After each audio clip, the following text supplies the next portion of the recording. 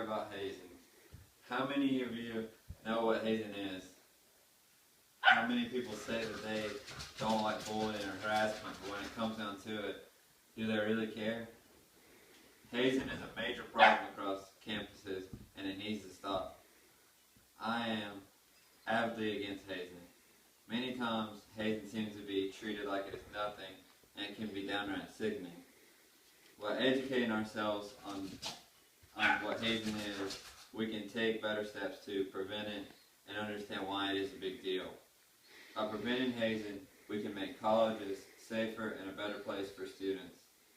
So many of you may not know or really understand what hazing is.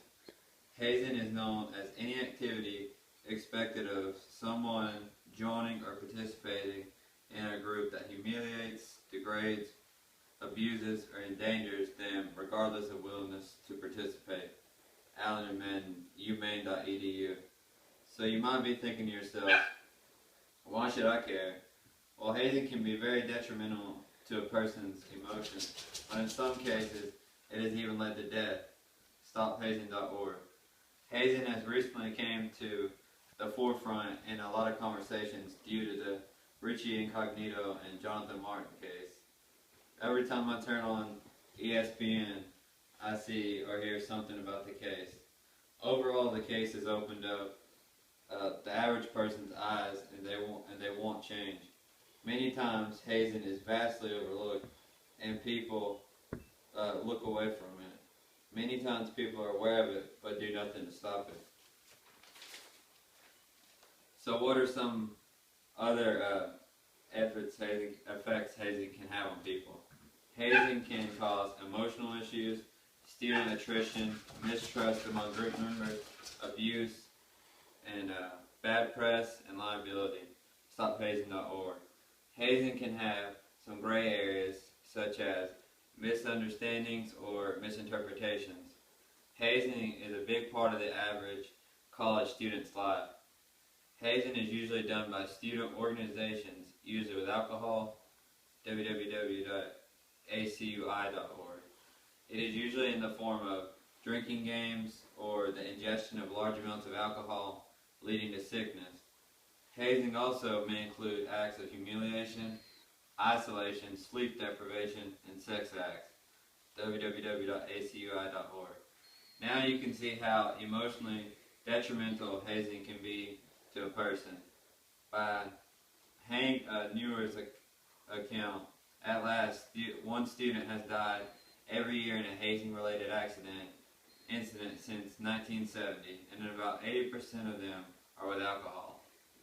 NCADD.org. So how exactly can we take action to prevent it? There are cultural forces who do nothing to discourage hazing. www.cpyu.org. Due to the traditional views of hazing, a lot of people see it as harmless fun, which is very inaccurate. www.cpyu.org.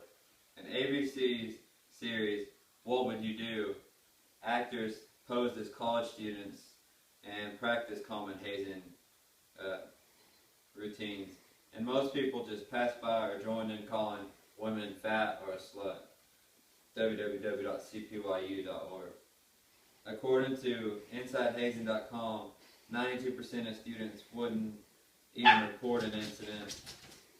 In order to prevent it, we need to teach awareness and to others to value and respect their fellow citizens. Raise awareness and speak out. Most states have anti-hazing laws. www.cpyu.org. There are many other social activities you can do. Let's work together to bring change to the attitudes that consider hazing to be a normal and an accepted way of life. By preventing hazing, we can make college campuses safer and a better place for all college students. Hazing is and will continue to be a huge problem unless we take actions to prevent it.